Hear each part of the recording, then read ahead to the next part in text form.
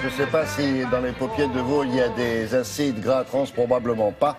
Mais ça, c'est ce que vous allez voir sur les produits que vous consommez et dont vous ne regardez pas toujours les emballages. Il y a pourtant marqué acide gras trans.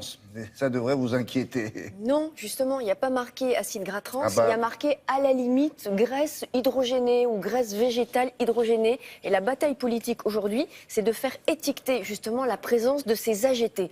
AGT, acide gras trans, Mais ce sont des graisses ça suffira transformées. puisqu'on ne sait pas très bien ce que c'est. Alors, il y a une communication qui se fait petit à petit pour expliquer justement, c'est notre boulot aussi ici, pour expliquer où sont cachées ces graisses industrielles cachées, ces graisses transformées.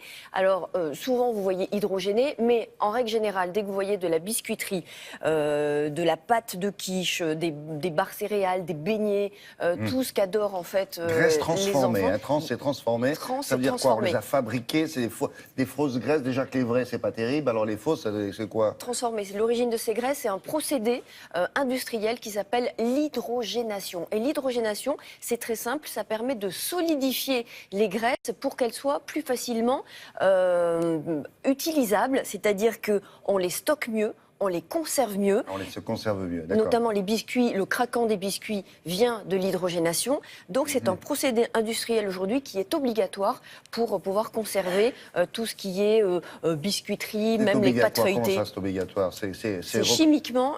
Si vous souhaitez avoir des biscuits qui se conservent, il vaut mieux faire ça. Sauf que c'est pas bon pour la santé. L'industrie agroalimentaire est obligée d'utiliser ce procédé aujourd'hui.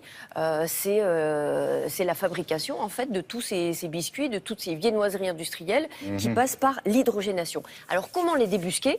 Souvent ce sont la cible des acides gras trans, ce sont les garçons de 13 à 18 ans parce qu'il y a beaucoup de junk food. Ils adorent ça les jeunes garçons et c'est la cible. Les junk food? La junk food, c'est les pains pita, c'est les pains à hamburger, c'est tout ce qui est kebab, tout ce qui est beignet, etc.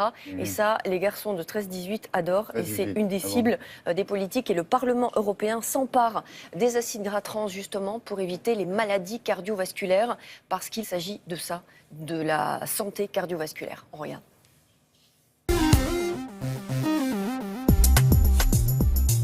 Les acides gras trans sont des matières grasses qui sont soit présentes dans les produits naturels, notamment les matières grasses des ruminants, donc tout ce qui est beurre, crème en petite quantité, on va retrouver dans la viande.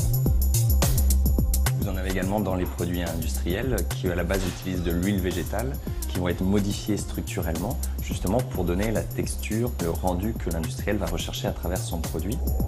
On va retrouver notamment tous les produits à base de pâtes feuilletées, de pâtes brisées, de pâtes sablées, tous les biscuits, les viennoiseries, certains pains de mie industriels. Alors les acides gras trans sont effectivement néfastes pour la santé en trop grande quantité, notamment par rapport à des risques cardiovasculaires. On sait que ça vient moduler les taux de cholestérol notamment. On a également des études qui montrent des liens directement dans certains cas d'obésité, dans certains cas de diabète ou d'inflammation chronique. Si vous voulez choisir une bonne viennoiserie, finalement, autant le faire avec un croissant de qualité au beurre qui contiendra un petit peu d'acide gras trans, mais parfois en quantité beaucoup moins importante qu'un croissant industriel qui aura justement utilisé une margarine à base d'huile végétale et transformée dans des mauvaises conditions. Oh my God! That's awful. Si vous achetez une pizza industrielle qui aura été réalisée avec des margarines végétales transformées, vous aurez dans cette pâte des acides gras trans en beaucoup plus grande quantité. Toute la problématique actuelle, notamment en France, c'est que la législation n'impose pas de mentionner le taux d'acide gras trans sur les étiquettes nutritionnelles. Lorsque sur la liste des ingrédients, vous allez lire matière grasse hydrogénée ou partiellement hydrogénée, la probabilité d'avoir des taux d'acide gras trans est importante.